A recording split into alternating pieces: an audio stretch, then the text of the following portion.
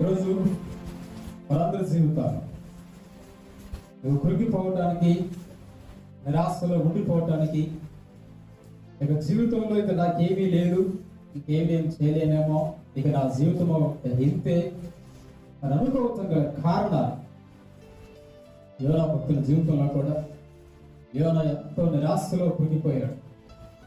కృంగిపోయినప్పుడు ఏ కారణాల వల్ల మనం కృంగిపోదాం, మనం కృంగిపోవడం గల కారణాలు ఏంటో ఈరోజు యోనా యొక్క జీవితం నుంచి మనం ప్రత్యేకంగా 8 మాటలు నేర్చుకుందాం. త్వరగా చెప్పి ముగించడానికి ప్రయత్నం చేస్తాను. సాధారణంగా మనందరి జీవితాల్లో కూడా ఇవే ఉంటాయి. కానీ దేవుడి వాక్యాన్ని బట్టి సామెతలు ఉన్న 24వ అధ్యాయం 10వ వచనం, శ్రమ దినమున నీవు కృంగిన ఎడల నీవు శాతకాన్ని వాడవు అవుతావు. కష్టం వచ్చినప్పుడు, శ్రమ వచ్చినప్పుడు, సమస్య వచ్చినప్పుడు, ఇరుకులో, ఇబ్బందులు, అనారోగ్య పరిస్థితులు ఏమైనా సరే ఏదైనా వచ్చినప్పుడు నువ్వు కృంగిపోతే అసలు నువ్వు చేయగలిగిన పని కూడా నువ్వు చేయలేవు. బలమైన వ్యక్తి కూడా బలహీనంగా మారిపోతాడు. కాబట్టి మన జీవితం, ఇప్పుడు యోనా గారి జీవితంలో కూడా యోనా కృంగిపోయాడు. ఎంతగా కృంగిపోయాడంటే అసలు అంతగా కృంగిపోవడానికి కారణం ఏంటో, మన జీవితంలో కూడా అది కృంగిపోవడానికి గల కారణాలు ఏంటో, అసలు ఆ సమస్యలు ఏంటో, ఎందుకు మనం అంత కృంగిపోతున్నాం, ఎందుకు అంత బాధపడుతున్నాం, ఎందుకు అంత దిగాలుగా ఉంటున్నాం, ఎందుకు అంతగా ఆ నిరాశలో కృంగిపోతున్నాం. విందాం 3వ వచనం,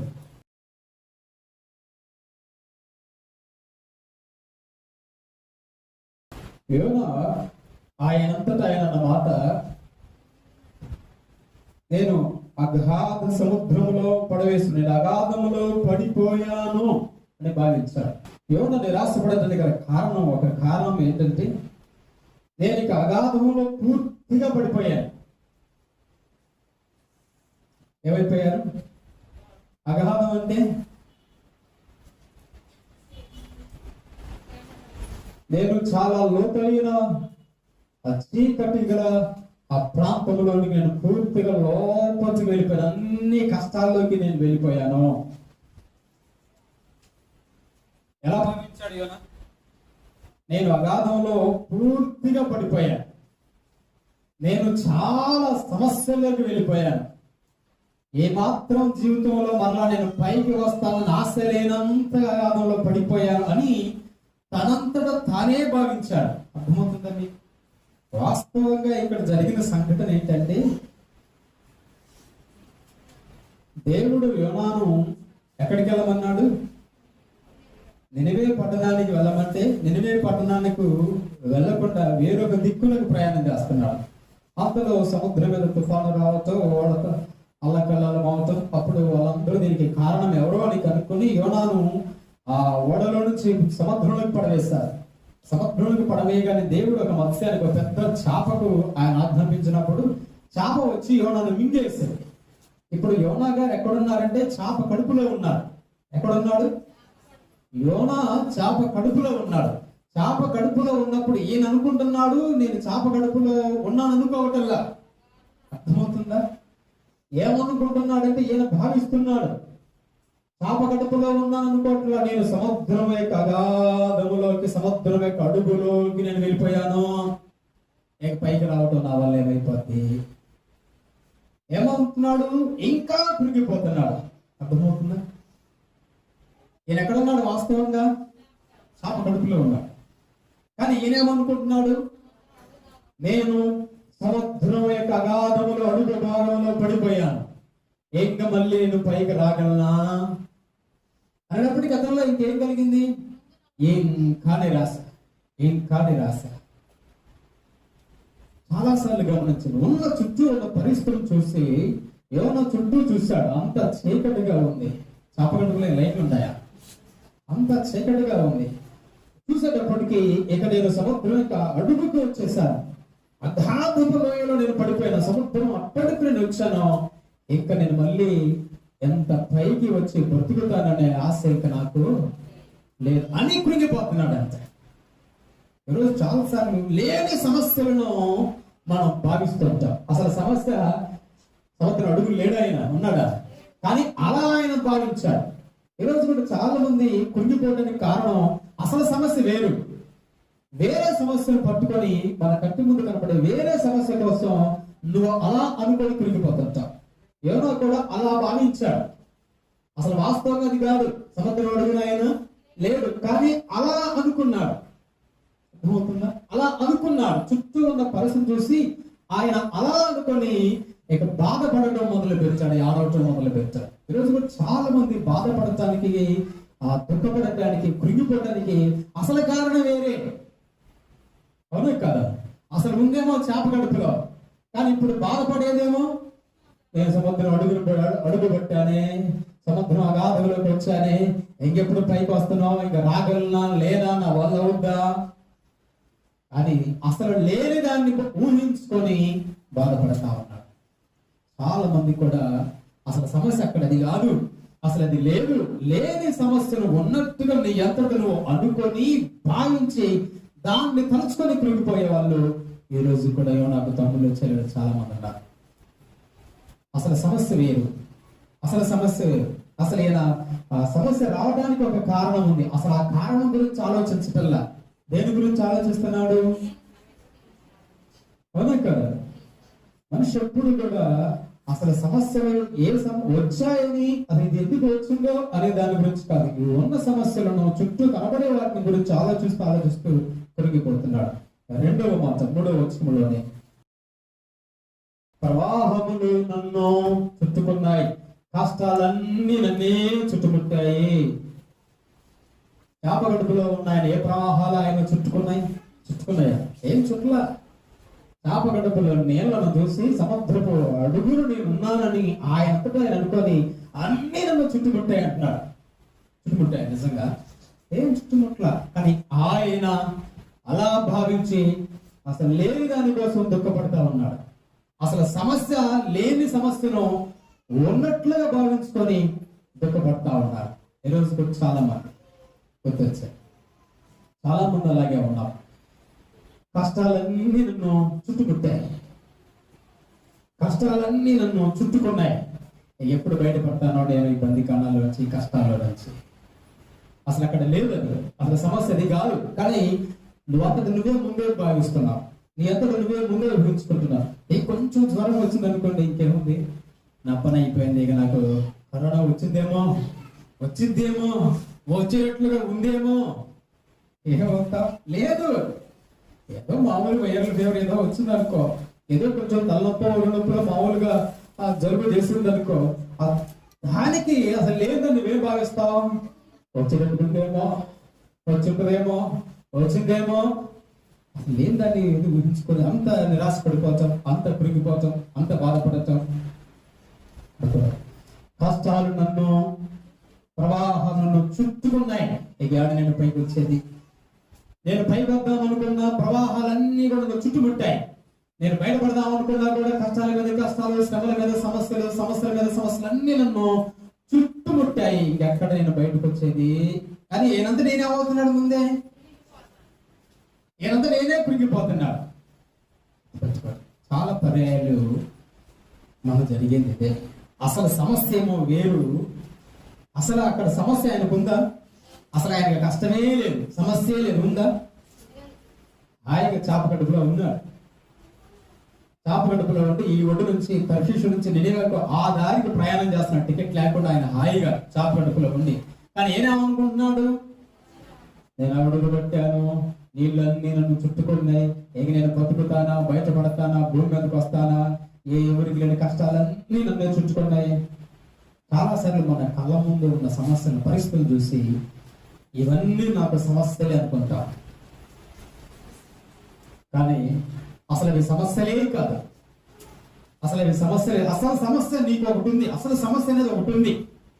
యోనా కూడా అసలు సమస్య ఒకటి ఉంది, అదేంటంటే దేవుని మాట వెనకపోవడం. ఏంటది? దేవుని మాట వెనకపోవడం వల్లేక యోనా ఆ గది పట్టింది, సముద్రం మీద తుఫాను రావటం, వాళ్ళు ఎత్తిన సముద్రం వెనకపోవడం వల్లే కదా. అసలు సమస్య ఏంటి? దేవుని మాట వెనకపోవటం. కాబట్టి ఏమన్నాలంటే, ప్రభువా నేను మీ మాట వినలేకపోయాను, మీ మాట నేను లోబడలేదు, మీ వాక్యాన్ని నేను గైకొనలేదు, నన్ను క్షమించండి. అది అసలు సమస్య.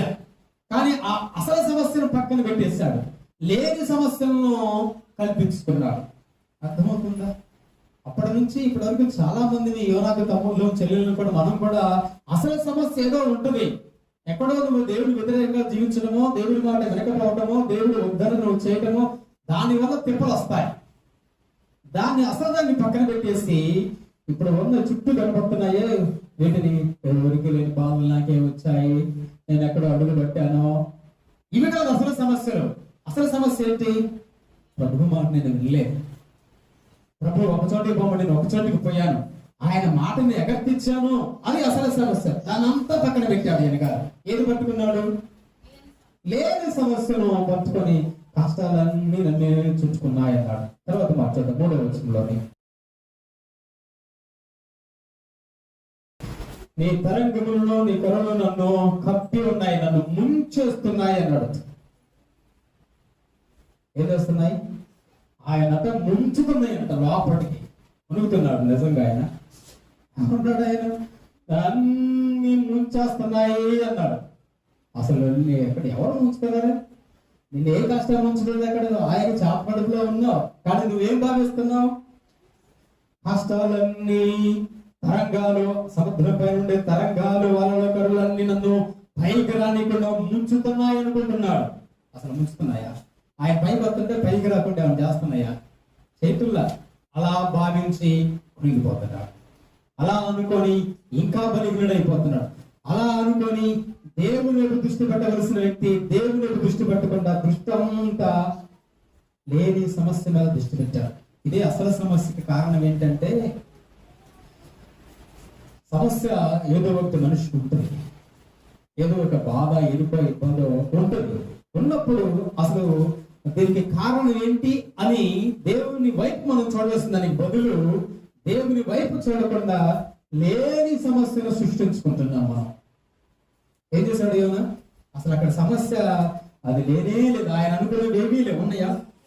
అసలు ఆయన అనుకునేవి ఏమీ లేవు. కానీ వాటిని అలా ఊహించుకొని కష్టాలన్నీ నన్ను పైకి రానివ్వకుండా ముంచేస్తున్నాయి అనుకుంటున్నాడు.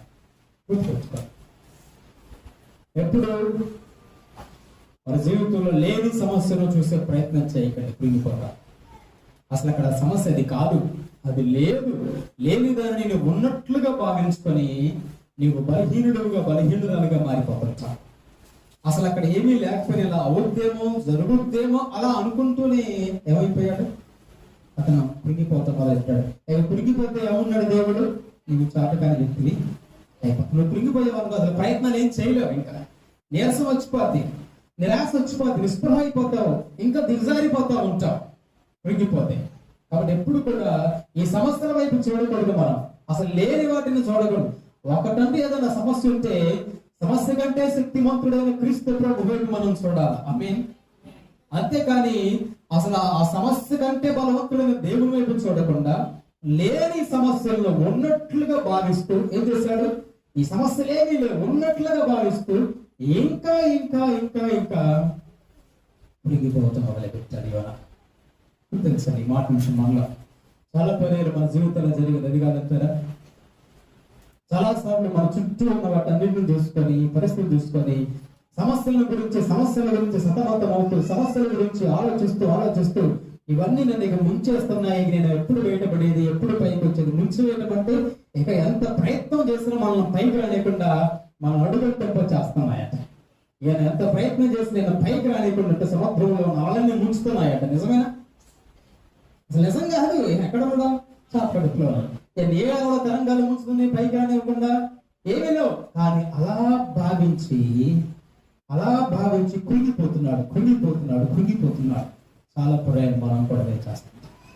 నీ అంతట నువ్వుగానే భావిస్తావు, నీ అంతట నువ్వే ఊహించుకుంటావు. లేని సమస్యను ఉన్నట్లుగా నువ్వు ఊహించుకొని దేవుని వైపు నువ్వు చూడలేనంత బలహీనంగా ఈ పరిస్థితులను మార్చివేస్తున్నాయి. మరొక మాట,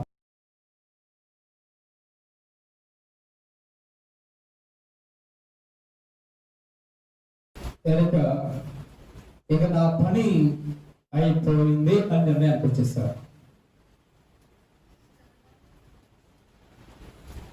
ఇక ఈ సన్నిధిలో నుండి నేను వెలివేయబడినను, నీ పరిశుద్ధ ఆరాధన మరలా చూసి అనుకున్నాను. ఒకప్పుడు ప్రాణాంతము వచ్చినంతగా నా కష్టాలు వచ్చాయి. ఇక నా పని అయిపోయింది. ఇక నా పని అయిపోయిందంటే ఇంకేమన్నా హుషారు ఉంటుందా? ఇంకేమన్నా ప్రయత్నాలు చేయగలమా? ఇక నా పని అయిపోయిందంటే ఇక నేను ఏమీ చేయాలని అర్థం, అంతేనే కాదు. ఇక నా పని అయిపోయింది. ఇన్ని కష్టాలు, ఇన్ని బాధలు, ఇన్ని శ్రమలు, ఇన్ని తరంగాలు, ఇన్ని అలలు, ఎంత అగాధంలో ఉంటుంది ఆడ బయటపడేది. ఇక నా పని అయిపోయింది. ఇక నా పని అయిపోయిందంటే నేనేమి చేయలేను. అసలు అక్కడ లేవు, అసలు అది సమస్యలే లేవు. కానీ ఊహించుకుంటున్నారు, భావించుకుంటున్నారు. చాలా పర్యాలు మన జీవితంలో అసలు ఇక అది సమస్య కాదు, అసలు లేదు ఆ సమస్య. ఆ ప్రాబ్లం నీకు లేదు, ఆ సమస్య నీకు లేదు, ఆ కష్టం నీకు లేదు. కానీ నీ చుట్టూతో ఉన్న పరిస్థితులను చూస్తూ నీ అంతకు నువ్వు ఊహించుకుంటున్నావు, నీ అంతకు నువ్వు భావిస్తున్నావు. ఇలా ఉందేమో, ఇలా జరుగుతుంది, ఇలా అవుతుంది. ఇక నా పని అయిపోయింది అంటే ఇక నువ్వు చాతకాని వ్యక్తులు నువ్వు అక్కడ మారిపోయావు. అదే దేవుడు 24-10 సంవత్సరాలు వెంకిపోతే నువ్వు చాతకాని వ్యక్తులు అయిపోతావు. ఇంకా నా పని అయిపోయిందంటే ఇక నువ్వు అక్కడ ఇంకేమీ చేసేది ఏమి లేదు. నీకు శక్తి ఉంది, చాలా భక్తి ఉంది, ప్రార్థనా జీవితం ఉంది, విశ్వాసం ఉంది, ఆత్మీయత ఉంది, తలాంతులు ఉన్నాయి, ఇవన్నీ ఉన్నాయి. ఇంకా నా పని అయిపోయింది అనేటప్పటికీ అసలు నీకున్న తలాంతులు ఎండిపోయాయో, నీకున్న జ్ఞానం ఎండిపోయిందో, నీకున్న ప్రార్థనా శక్తి ఎండిపోయిందో, నీకున్న విశ్వాసం, భక్తి, ఇవన్నీ కూడా మర్చిపోయావు, అన్ని పక్కన పెట్టేశావు. ఇప్పుడు నా పని అయిపోయిందంటే ఏమైపోయింది చెప్పండి? అసలు ఈయన ఎవడు? ఈయన వాక్యం చెప్తే నీవే పట్ల రక్షించబడిద్ది అన్నాడు దేవుడు. అంతటి గొప్ప సేవకుడు. కష్టాలు రాగానే అసలు లేని సమస్యను ఊహించుకొని ఏమైపోయాడు? ఏవి నా పని అయిపోయింది అన్నాడు. ఏకంటే నేనేమి చేయలేడు. నిజమేనా? కాదు. నీ చుట్టూతో ఉన్న పరిస్థితులు వాళ్ళ అక్కురగా తీసుకున్నాయి. నీ చుట్టూతో ఉన్న పరిస్థితులు వాళ్ళ ఊహించుకుంటున్నావు. నీ పని అయిపోలేదు, కానీ నువ్వు అలా భావిస్తున్నావు పరిస్థితులు చూసా. కాబట్టి ఈ రోజు నీ జీవితంలో ఏ పరిస్థితి ఉన్నా దాన్ని చూసి నువ్వు కృంగిపోవడం అవసరం ఉందా? నీ ప్రార్థనా జీవితం ఏంటో జ్ఞాపకం చేసుకో, నీ ఆత్మీయత ఏంటో జ్ఞాపకం చేసుకో, దేవుడు నీకు ఇచ్చిన శక్తి సామర్థ్యములు ఏంటో జ్ఞాపకం చేసుకో, దేవుడు నీకు ఇచ్చిన తలాంతులు ఏంటో జ్ఞాపకం చేసుకో, నీ విశ్వాసం ఏంటో జ్ఞాపకం చేసుకో, దేవుడు ఏంటో నీకున్న భారం ఏంటో జ్ఞాపకం చేసుకో. ఎక్కడైపోయింది నీ పని? నువ్వు చేయాల్సిన పని ఇంకా ముందు చాలా ఉంది, చాలా పని మిగిలి ఉంది భూమి మీద నువ్వు చేయాల్సిన పని. కానీ నువ్వంతటా నువ్వేమనుకుంటున్నావు? నా పని అయిపోయింది ఉంటుందా? కానీ అలా ఊహించుకుంటున్నాడు, అలా భావించుకుంటున్నాడు. కానీ కష్టాలు చూసి పరిస్థితి చూసి ఈరోజు మన జీవితంలో కూడా ఎప్పుడు ఎలాంటి పరిస్థితి వచ్చినా, ఎలాంటి పరిస్థితులు నువ్వు ఉన్నా, నీ చుట్టూతో ఉన్న పరిస్థితులు చూసి నువ్వు ఎప్పటికీ ఊహించుకొని భావించుకొని నీ అంతటా నువ్వే అయిపోయింది నా పని, నీ అంతటా నువ్వే లేని కష్టాలు ఉన్నట్లుగా ఊహించుకోవద్దు. ఆమేన్. మరొక మాట చూద్దాం 4వ వచనంలో. ఈ సన్నిధిలో నుండి నేను వెలివేయబడ్డాను అంటున్నాడు. నేను విడిచిపెట్టబడ్డాను. దేవుడు కూడా నేనంటే కనికరం లేదు. దేవుడు కూడా నన్ను విడిచిపెట్టాడు అని అనుకున్నాడు. నిజంగా దేవుడు విడిచిపెట్టాడా? దేవుడు వదిలేశాడా? కానీ ఈయన ఏమనుకున్నాడు? దేవుడు తన సన్నిధిలో నుంచి నన్ను వెలివేశాడు. దేవుడు వెలివేస్తాడా? ఇప్పుడు తల్లిదండ్రులు కోపం వచ్చినందుకు బిడ్డలు ఇంట్లో బరా ఉంటారు, వాడు ఇంకో ఇంట్లో ఉంటాడు. పిల్లలు అయిన తర్వాత ఏమంటాడు? నీకు నాకు పడట్లేదు, ఇంట్లో బరా అంటే వాడు ఇంకో ఇంట్లో ఉంటాడు. కానీ దేవుడు నా సన్నిధిలో ఉంటాను వీల్లేదన్నాడు అనుకో, ఇంకో పర్లకు ఉందాం అనుకో. ఈ ఇల్లు కాబట్టి ఇంకో ఇల్లు ఉంటుంది, ఈ ఊరు కాబట్టి ఇంకో ఊరు ఉంటుంది. మనం ఇక్కడ భూమి మీద అయితే ఉండటానికి దేవుడు నువ్వు నా సన్నిధిలో ఉండటానికి వీల్లేదు, వెళ్ళిపోవాలంటే ఇంకా పర్వాలేదు వాడంటది. దేవుడు అయితే ఉంటుందా? మరి ఏమైపోయింది భక్తుడికి? ఏమన్నాడు? ప్రభు నువ్వు నన్ను విడిచిపెట్టావయ్యా అంటున్నాడు, నువ్వు నన్ను వెలివేసావయ్యా అంటున్నాడు. నిజంగా దేవుడు వెలివేశాడా? నిజంగా దేవుడు విడిచిపెట్టాడా? విడిచిపెట్టదా? కానీ ఈయన అలా భావిస్తున్నాడు. నా దేవుడు కూడా నన్ను విడిచిపెట్టాడు. చాలా పర్యాలు కష్టాలు వచ్చినప్పుడు, సమస్యలు వచ్చినప్పుడు, బాధలు వచ్చినప్పుడు యోనాలాగా నువ్వు కూడా ఒకరు అనుకుంటుందేమో, దేవుడు కూడా కనికరం లేదే, దేవుడు కూడా మా మీద జాలి లేదే, దేవుడు కూడా మా మీద దయతలచట్లేదే, ఒకవేళ ఆయన మమ్మల్ని విడిచిపెట్టాడేమో. దేవుడు ఎప్పటికీ విడిచిపెట్టాడు. ఆయన మహా గొప్ప వాగ్దానం చేసిన దేవుడు. నిన్ను విడువను, నిన్ను ఎడబాయను. అంతే.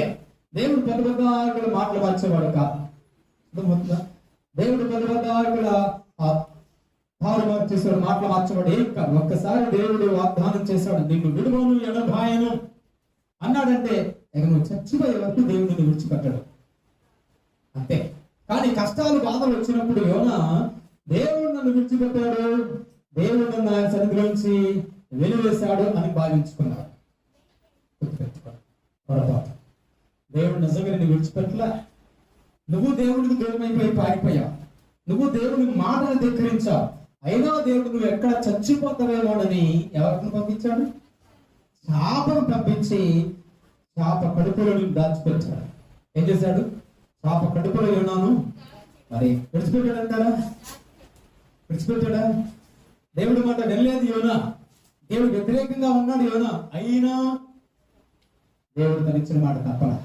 విడిచిపెట్టను అన్నాడు, విడిచిపెట్టలేదు. దేవుడు ఎప్పటికీ మాట తప్పేవాడు కాదు. కానీ మనమే అనుకుంటున్నాం యోనాలాగా చాలా పర్యాయాలు. దేవుడికి దయలేదో, దేవుడికి జాలేదో, ఆయన అండకరణ చూపొచ్చుగా, మనుషులు ఎవరు పట్టించుకోకపోతే ఆయన పట్టించుకోవచ్చుగా, ఎందుకో ఈ కష్టాలు. ఆయన పట్టించుకుంటున్నాడు కాబట్టి మనం ఇంకా భూమి మీద బ్రతుకున్నాం. ఆయన మన పట్ల తన ప్రేమ చూపుతున్నాడు. అందుకే మనం ఇంకా ఈరోజు మాటలు వినగలుగుతున్నాం. ఆయన కనుక మనల్ని విడిచిపెడితే భూమి మీద ఉండి మాటలు వినేవాళ్ళం కాదు, ఈ గాలి పీల్చేవాళ్ళం కాదు. ఈరోజు మనం ఈ మాటలు వినగలుగుతున్నామంటే దేవుని యొక్క ఏర్పాటులో, దేవుని ప్రేమలో, దేవుని కృపలో మనం ఉన్నాం. కానీ యోనా మాత్రం ఆయనంతట ఆయనే, ఎవరు ఆయనంతట ఆయనే ఆయన చుట్టూ ఉన్న పరిస్థితి చూసి దేవుడు కూడా నుండి వెళ్ళేశాడు. ఓడల వాళ్ళు ఏం చేశారు? నువ్వు ఓడల వాళ్ళు నీ వల్లే మాకు సమస్యలు వచ్చాయని ఓడల వాళ్ళు ఎత్తిపడేశారు. ఇప్పుడు దేవుడు కూడా నుండి వెళ్ళేశాడు. మనుషులందరూ వద్దన్నారు, మనుషులెవరూ ప్రేమించలేదు, మనుషులందరూ ఒంటరం చేశారు, నాన్న వాళ్ళు నన్ను దూరం చేశారు. ఇప్పుడు దేవుడు కూడా వదిలేశాడే అనుకుంటున్నాడు. ఆయనంతట ఆయనే అన్ని ఏం చేస్తున్నాడు? ఆయనంతట ఆయనే మొత్తం ఊహించుకుంటా ఉన్నాడు. ఆయనంతట ఆయనే భావిస్తా ఉన్నాడు. ఇదే చాలా పొరపాటు. ఇతను అందుకే కృంగిపోతున్నాడు. అసలు లేని సమస్యలు ఊహించుకోవడం వల్లే పూర్తిగా కృంగిపోతున్నాడు. ఈరోజు మనసు అసలు సమస్య అది కాదు. కానీ ఈరోజు చాలా మంది మనం కృంగిపోవడానికి కారణం ఏంటో తెలుసా? నీ చుట్టూ ఉన్న పరిస్థితి చూస్తూ నువ్వు లేని సమస్యను అంతటా ఊహించుకుంటున్నావు. లేని సమస్యను భావించుకొని వీటిని గురించి నేను విడిచిపెట్టబడ్డానే అని దీని గురించి ఆలోచిస్తున్నావు. ఇక నా పని అయిపోయిందని దీని గురించి ఆలోచిస్తున్నావు. ఇక నన్ను సమస్యలను ముంచేస్తానని వీటిని గురించి ఆలోచిస్తూ కృంగిపోతున్నావు. అది ఎప్పటికీ కరెక్ట్ కానీ కాదు. తర్వాత ఏం జరుగుతుంది? 5వ వచనం. ప్రాణము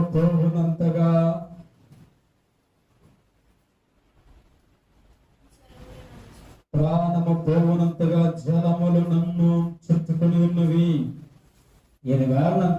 ప్రాణం పోయేంత జలాలు సముద్రం అంతా చుట్టేస్తుందట. నిజంగా చాలా పర్యాలు మనం కూడా ప్రాణం పోయేంత కష్టాలు వచ్చాయండి నాకు అంట. దేవుడు ఎప్పుడు కూడా ఎవరికి భరించగలిగినంత మట్టికే పర్మిషన్ తప్ప మనం భరించలేని శ్రమలను ఎప్పుడు మన జీవితంలోకి ఆయన అనుమతించడం. విలాపవాక్యములు 3వ అధ్యాయం 36వ వచనం. అసలు మనస్ఫూర్తిగా దేవుడు మన జీవితంలో మనకు కష్టాలు శ్రమలను అనుమతించేవాడు కాదు. మన జీవితంలో కష్టాలు శ్రమలు రావడానికి ఆయన ఏమాత్రం ఇష్టం లేదట. ఇవి కూడా ఏననుకుని కృంగిపోతున్నాడు. ప్రాణం పోయని కష్టాలు నాకే వచ్చాయి. నిజంగా ప్రాణం పోయేంత కష్టాలు అక్కడ ఉన్నాయా? దేవుడు ఏం చేశాడు? ప్రాణం పోయేంత వదిలేశాడా? ప్రాణం పోయేదా? లేదు. ఎంత సమస్యలో ఉన్నా కూడా దేవుడు నీకు కావాల్సినంత సమకూర్చాడు. చాలా పర్యాలు మనం ప్రాణం పోలేగా నా పని అయిపోయి అంత కష్టాలు నాకే వచ్చాయి, ఎవరికి లేని బాధలు నాకే వచ్చాయని నీ ఎంత నువ్వే కృంగిపోతున్నావు. ఇక బ్రతకడం దండగా, నేను బ్రతకలేను, ఈ కష్టాల్లో బ్రతకలేను, ఈ బాధల్లో బ్రతకలేను, ఈ అనారోగ్యంలో బ్రతకలేను, ఈ అప్పుల్లో బ్రతకలేను, ఈ ఇబ్బందుల్లో బ్రతకలేనని నీ అంత నువ్వే భావిస్తున్నావు. ఇలా అనుకుని చాలా మంది ఈరోజు ఆత్మహత్యల వైపు ప్రయాణం చేస్తున్నారు. గుర్తుపెట్టుకోవాలి, అది తప్పు. ఏనుగుడు ప్రాణం పోయేంత కష్టాలకు వచ్చాయిగా బతకలనా? ఎప్పటికీ కూడా మనం దేవునికి వ్యతిరేకంగా ఇలా ఆలోచించుకోవాలి. అసలు లేని సమస్యలు ఊహించుకొని ఈ సమస్యల మీద వీటి మీద దృష్టి పెట్టాడు. కానీ నేను దేవుని మాట వినలేకపోయానే ప్రభువా, మీ మాటను ధిక్కరించానేనయ్యా, నన్ను క్షమించనని అడగలేకపోతున్నారు. ఈరోజు కూడా చాలా మంది లేని సమస్యను భావిస్తున్నాం. కానీ నేను ఒకవేళ ఎక్కడైనా దేవునికి వ్యతిరేకంగా జీవించానేమో, దేవుని బాధ పెట్టే మాటలు మాట్లాడానేమో, దేవుని బాధ పెట్టే పనులు నేనేమన్నా చేశానేమో, దేవునికి వ్యతిరేకంగా నేను జీవిస్తున్నానేమో అంటూ మనం పరీక్షించుకోవాల్సిన దానికి బదులు పరీక్ష చేసుకోవాలి.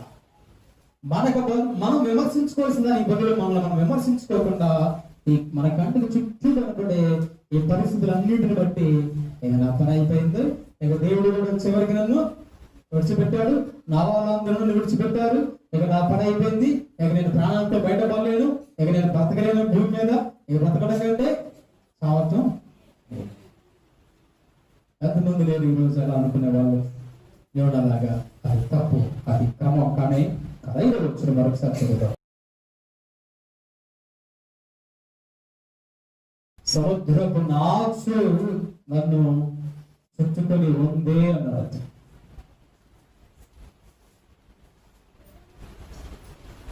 సముద్రపు నాచు నా తలకు చుట్టుకొని ఉన్నది, జలములు నన్ను చుట్టుకొని ఉన్నవి. నిజంగా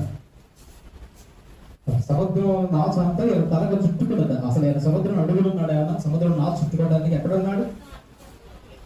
చేప కడుపులో ఉంటే సముద్రపు నాచు తలగా చుట్టుకుందా, వీలు పడుద్దా అనుకుంటున్నాడు. అలా అతను ఊహించుకుంటున్నాడు. అలా అతను భావిస్తూ ఇక సముద్రం విస్తారమైన ఆ సముద్రపు నాచు అలలన్నీ నన్ను చుట్టుముట్టేశాయి. ఇక నేను బయటకు రాలేను, ఇక నేను మళ్ళా బ్రతకలేను, ఇంకా నేను మళ్ళా భూమి మీదకు ఇక రాలేను. చాలా పేర్లు మనం కూడా విస్తారమైన సమస్యలన్నీ నేను చుట్టుకున్నాయి, అన్ని కష్టాలు నా మీదకే వచ్చి పడ్డాయని పొంగిపోతాం.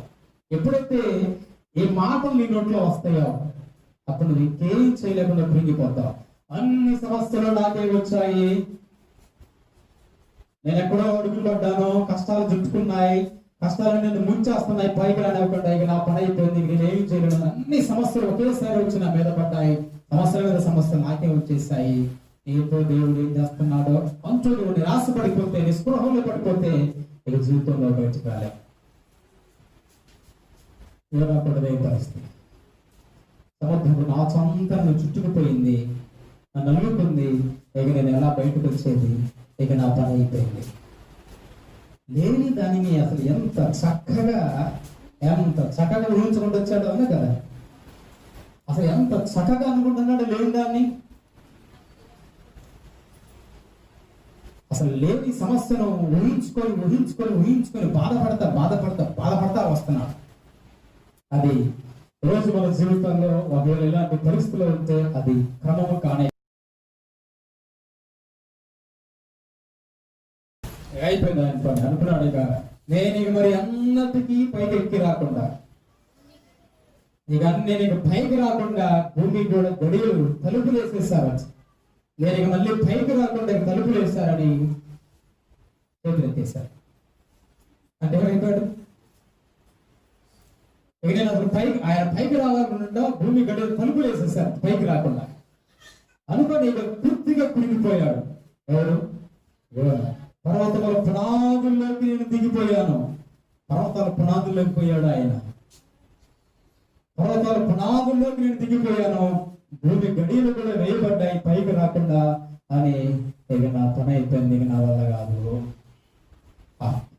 కాదు అనుకున్న తర్వాత అప్పుడు మనుషుల భయం మొదలైంది, సాగు భయం మొదలైంది. ఇవన్నీ జ్ఞాపకం చేసుకున్నారు. అసలు ఇవన్నీ ఉన్నాయా అక్కడ? లేని కథ అంతా అల్లాడు. అసలు అక్కడ ఉందా? లేని కథ అంతా అల్లుకున్నాడు. ఆయనే అల్లుకున్నాడు, ఈ కథ అంతా ఆయనే అల్లుకున్నాడు. అల్లుకొని నా పని అయిపోయింది, నేను చచ్చిపోవడం ఖాయం కొద్దిసేపట్లో అనుకోని. అప్పుడు ప్రభువా ఒకసారి జ్ఞాపకం చేసుకోరాదా? ఎప్పుడు ప్రభు ఒకసారి నన్ను జ్ఞాపకం చేసుకోరాదా? బతుకుంటే కొన్ని మీ సేవ చెప్తాను, మీ మాట తింటా, మీ మాట జవదాటను. అసలు దేవుడి నడు క్షమ వేసి ముందు పెట్టాడు. ఇప్పుడు అక్కడ అక్కడ ఆయన ఏమనుకున్నాడు? చాలా పర్యాలు మనం కూడా కృంగిపోవడానికి ఇవే కారణాలు. లేని వాటిని నువ్వు భావిస్తున్నావు, లేని వాటిని ఊహించుకుంటున్నావు. అసలు దేవుడు ఎప్పుడు నీ స్థితిలోకి తీసుకొచ్చాడా? నువ్వు తెచ్చుకున్నావు. యోనాను దేవుడి స్థితిలో ఇక్కడ ఉన్న వాటిలో దేంట్లో మీద దేవుడు యోనాను ఉంచాడా? యోనా అంతటా యోనా అనుకొని నిజంగానే అలా ఫీల్ అయ్యి అలా బాధపడ్డాడు. అవునా కదా? అలా ఊహించుకొని ఆయనంతా ఆయన బాధపడ్డాడు. కానీ యోనాను మాత్రం దేవుడు అలా అడుగు పెట్టించలేదు, సముద్రంలో అడుగులు ఉంచలేదు. అనుకున్నంత కష్టంలో దేవుడు ఉంచలేదు యోనాను. ఆయన అనుకొని ఆయన బాధపడ్డాడు. దేవుడు చక్కగా యోనాను చేప తిమింగల కడుపులో ఉంచాడు. ఈ మాటలు బైబిల్లో చదివినప్పుడు చాలా మంది కొంతమందికి డౌట్ వచ్చిందట, అసలు నిజంగా చేప కనుక మనుషులు మిగితే మనిషి ఏమైపోవాలో జీర్ణం అయిపోవాలి. అవునే కదా? మనం ఏదన్నా తిన్న తర్వాత నోట్లో ఉన్నప్పుడు మనకు మరలా దాన్ని ఇక్కడ దాకా ఉన్నప్పుడు ఉయ్యాలంటే మనం ఉయ్యగలం. కానీ రొట్టుకుని సాగిపోయింది అనుకో, అనుభవాలు ఏంటంటే నీ చేతుల్లో ఉండదు. ఇక లోపలికి వెళ్ళిపోయిన తర్వాత మళ్ళీ బయటికి తీయాలంటే వాంతులు చేయాలి మళ్ళా. అవునే కదా? వాంతులు చేస్తేనో బయటకు వస్తుంది. ఇప్పుడు యోనాను చేప మింగేసింది. చేప మింగేస్తే ఆ యోనా గారు ఏం కావాలో డైజెషన్ అయిపోవాలి, అరిగిపోవాలా. అంతేనే కదా, దానికి ఆహారం అయిపోవాలి. పెద్ద తిమింగల యోనాను మింగేస్తే. కాబట్టి బైబిల్లో ఇది తప్పు అని కొంతమంది అభిప్రాయంతో పరిశోధన చేశారు. అసలు చేప మనిషిని మింగిన తర్వాత మనిషి అరగకుండా ప్రాణాలతో ఉండాలంటే వాస్తవమేనా? మనిషి బ్రతకాలంటే ఆక్సిజన్ కావాలి, గాలి కావాలా? అవును కదా? మనం బ్రతకాలంటే ఏం కావాలా? గాలి కావాలా? సముద్రం అడుగున గాలి ఉంటుందా మనిషి బ్రతకడానికి? అందుకే ఆక్సిజన్ పెట్టుకుని వెళ్తారు సముద్రం నదులు లోపలికి వెళ్ళేవారు. ఇప్పుడు చేప కడుపులో గాలి ఉంటుందా? చేప కడుపులో గాలి ఉంటేనే మనిషి బ్రతుకుతాడు. అవును కదా? కాబట్టి ఇప్పుడు బైబిల్ ఏది తప్పు? చేప మనుషులు మింగితే మనిషి బ్రతకడం అనేది లేదు, తప్పు అని కొంతమంది అభిప్రాయంతో కొన్ని పరిశోధనలు చేసుకోవచ్చు. అసలు నిజంగా ఇది బైబిల్లో ఉంది అంటే ఖచ్చితంగా నిజంగా వాస్తవం అని ఈ మీద కొన్ని పరిశోధన జరిగిన తర్వాత వాస్తవంగా వల్ల చాలా సంవత్సరాలన్న తిమింగలాలను చేపలన్నింటినీ పరిశోధన చేసిన తర్వాత వాళ్ళకు తెలిసిన ఒక వాస్తవం ఏంటంటే తిమింగలలో చేపల క్యాట్ ఫిష్ అని ఒక పెద్ద చేపకి స్వభావం ఉంది అని గుర్తించారు. ఒక మనిషిని మింగిన ఆ చేపలో ఒక మనిషిని మింగిన తర్వాత దానికి టేస్ట్ లేదనుకో, అది అరిగించుకోదట. టేస్ట్ లేకపోతే ఆ చేప అరిగించుకోదట. కాబట్టి ఏం చేస్తుందంటే మింగిన తర్వాత ఆ వ్యక్తిని మళ్ళీ బయట కట్టేస్తుంది. దానికి ఒక మంచి అలవాటు ఉంది. ఏంటో తెలుసు అలవాటు? మన ఇంట్లో కొత్త పిల్లలు పెంపుడు కొత్త పిల్లలు పెంచుకుంటే అవి పాస్ పోయాలంటే కొన్ని ఇంట్లో పోయావు ఏం చేస్తాయి? కొన్ని బయటికి వచ్చి మరి కోసి మళ్ళీ తర్వాత ఇంట్లోకి పోతాయి. ఈ క్యాట్ ఫిష్ అనే ఈ చేప కూడా ఒక మంచి అలవాటు ఉందట. ఏదైనా దానికి రుచి లేనిది కనుక ఒకవేళ తింటే మిగితే అది రుచిగా లేదంటే అది మళ్ళీ ఒడ్డు మీదకి వచ్చి కక్కేసిందట. తర్వాత ఆ చేపల పరిశోధన చేస్తే ఆ చేప కడుపులో ఆక్సిజన్ కూడా ఉంది అని తేలింది. మనిషి బ్రతకడానికి ఆక్సిజన్ కావాలంటే గాలి కావాలి. ఈ ఆక్సిజన్ కూడా ఆ చేప క్యాట్ ఫిష్ అనే చేప కడుపులో ఈ ఆక్సిజన్ కూడా ఉంది అనే వాస్తవాన్ని వారు గ్రహించారు. అప్పుడు బైబిల్లో ఉన్నది అక్షరాల 100% వాస్తవము. యోనా జీవితంలో జరిగిన అద్భుతమైన సంఘటన అది వాస్తవం అని అది చరిత్రలో లిఖించబడింది. కాబట్టి మన దేవుడు మహా గొప్ప దేవుడు. యోనా పొరపాటు చేసినప్పటికీ దేవుడు యోనాను విడిచిపెట్టకుండా యోనా బ్రతకటానికి కావలసిన ఆక్సిజన్ ఉండేలా ఆ క్యాట్ ఫిష్ అనే చేపను యోనా ఆ ఓడలోంటి సముద్రంలో పడవేయబడినప్పుడు ఆ దగ్గరికి పంపించి అతను కరెక్ట్ గా చేప నోటిలోకి వెళ్ళేలాగా దేవుడు చేపకు పర్మిషన్ ఇచ్చి నువ్వు అరుగుదల చేసుకోవడానికి వీల్లేదు అంటూ చేపకు ఆజ్ఞాపించి ఆ చేప మరలా యోనాను దేవుడు ముందు ఎక్కడికైతే వెళ్ళమని చెప్పాడు నినివే అని ఆ ఊరు వరకు సముద్రం లోపల ప్రయాణం చేసి ఆ ఊరు దగ్గరకు వచ్చి ఒడ్డున యోనాను కక్కేసింది. యోనా తర్వాత కొలిదేరు చూస్తే ఏ ఊరు బోర్డు పేరు కనబడింది? నినివే అనే ఊరి పేరు బోర్డు కనబడుతుంది యోనాకు. అప్పుడు అర్థమైందమ్మ, దేవా నువ్వు ఎంత గొప్ప దేవుడు అయ్యా. నేను ఏ ఊరైతే పోనన్నానో ఆ ఊరు నువ్వేం చేసావు? టికెట్ లేకుండా, అట్లా టికెట్ లేకుండా హాయిగా సముద్రంలో ఆక్సిజన్ పెట్టి టికెట్ లేకుండా నువ్వు నన్ను ఈ ఊర్లోకి నడిపించగలంత గొప్ప దేవుడు అయ్యా అనుకున్నాడు. దేవుడు ఎప్పుడు విడిచిపెట్టాడు. ఆయన ఒక్కసారి మనం చేయబట్టుకుంటే ఎప్పటికీ దేవుడు వదిలేవాడు కాదు. పరలోకం చేర్చే వరకు, మనల్ని ఆయనతో ఐక్యం చేసుకునే వరకు, ఆయన రాజ్యంలో మనం ఉంచే వరకు దేవుడు ఎప్పటికీ విడిచిపెట్టడు. చాలా పనులు ఈ లోకంలో మనం జీవిస్తున్నప్పుడు ఎలాంటి వాటిని యోనాలాగా మనమే కొన్ని పర్యాయాలు ఊహించుకొని, భావించుకొని, చుట్టూ పరిస్థితులు తలుచుకొని కృంగిపోతుంటాం. అసలు ఇవి నీకు సమస్యనే కాదు. చివరికి యోనా భయంతో ప్రభువు చూసినప్పుడు దేవుడు యోనాకు గొప్ప అభయం ఇచ్చి క్షేమంగా ఒడ్డుకు చేర్చాం. మా దేవుడు కూడా అంతే. కాబట్టి సమస్యలో ఉన్నప్పుడు చింతిస్తూ కూర్చోవద్దు. కష్టాల్లో ఉన్నప్పుడు దాంట్లో బాధపడుతూ మన ఆరోగ్యాన్ని పాటిస్తున్న పని మనకి లేదు.